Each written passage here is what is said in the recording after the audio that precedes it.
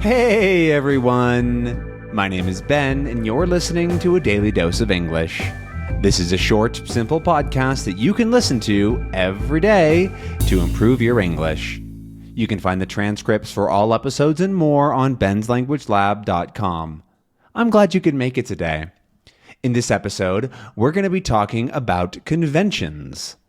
And I actually want to talk about two very, very different things that both have the definition or name of conventions. Because there are two things that stick out in my mind.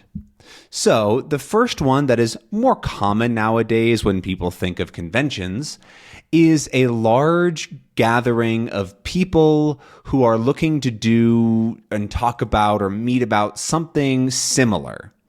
So they are meeting about the same thing, if that makes sense. So a big video game convention I think one of the most famous ones is Comic-Con. So comic convention, Comic-Con.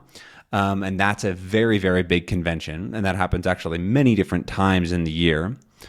But there's tons and tons of conventions. They can be anything from stuff like comics and kind of nerdy things all the way to like more conventions about biology and advances in science and stuff like that. So there's a very wide range of what is a convention, which is part of the thing that makes them cool, because they're not just one thing. There's thousands of possible convention ideas, and I'm sure there's several thousand different conventions that happen all over the world based on different things and interests and that kind of thing.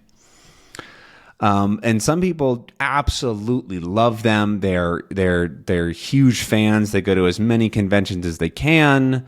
And some people hate them. They're very not interested in conventions because they are either they're very loud, very busy. There's lots of stuff going on, things like that, which can be very overwhelming.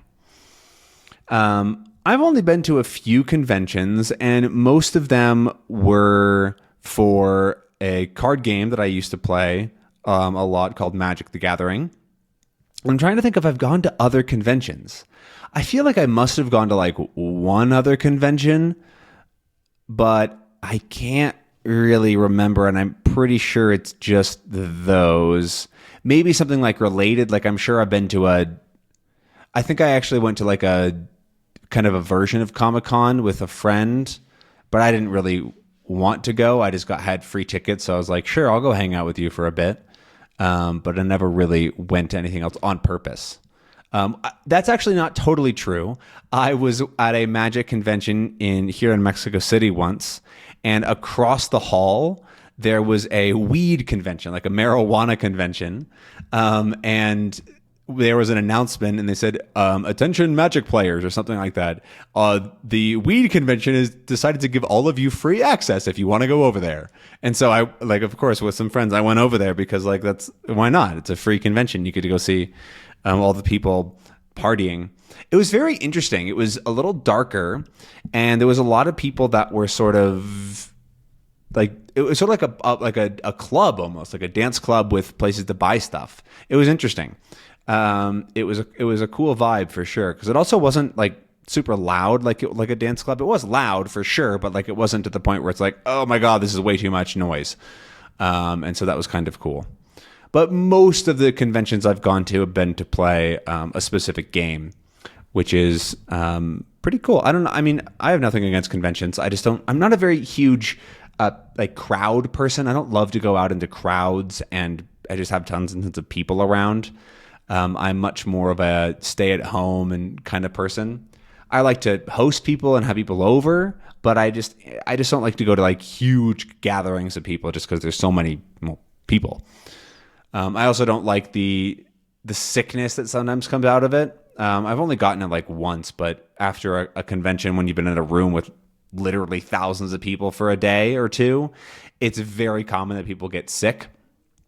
It's usually just like a cold or a flu or something normal like that, so it's nothing really dangerous.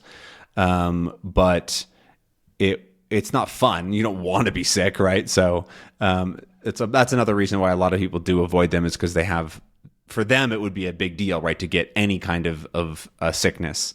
So that's another thing against going to cons is the potential for sickness. The other thing that I don't like is that they almost never like have good food options. I went to a pretty large one in Las Vegas once, and the food inside was terrible and super expensive, and the food outside was okay and super expensive. And so like I would like walk to somewhere actually okay to get food because like, I don't know, if you're going to go hang out and play a game for 10 hours a day, might as well have some okay food, right? But I don't know, maybe that's just me. Now, I want to talk a little bit about the other name of conventions, which I'm not even sure if it's used anymore. But growing up, I always learned about spelling and conventions. So spelling is how you spell words, right? So knowing that English is English, right? That sort of thing. But conventions are the punctuation, essentially. So the way that you write everything and like the way that you structure sentences and phrases and that sort of thing. So you can kind of think of it as being the same word as punctuation, except for being a bit more broad, because punctuation only refers to like a period, a space, a colon, parenthesis, that sort of thing. But conventions also are like how you space a page, the margins, the font size, and that sort of thing. And so growing up, we started to type our like assignments fairly late, actually. It wasn't like I didn't grow up without computers, like pretty much always had computers in my life. So I'm not that old, but they weren't really introduced into as like a normal part of school until I was probably in like 6th grade or 7th grade, something like that. I'm not sure if that was all over the state or the country, or if that was like my school was a little bit slower on that. But honestly, for like younger kids, they don't really need to know how to type stuff because it's just gonna like writing is fine. So like I don't think that kids need computers or phones or anything like that until a certain point because they're kids. Like I don't know, but yeah. Anyways, so conventions are like how you write things out and spaces and that sort of thing. And this is actually also kind of interesting to me because a lot of people learn different conventions and different ways to write and different writing styles that are all arguably correct. It just depends on sort of what the standard is or what you're trying to do and how you write.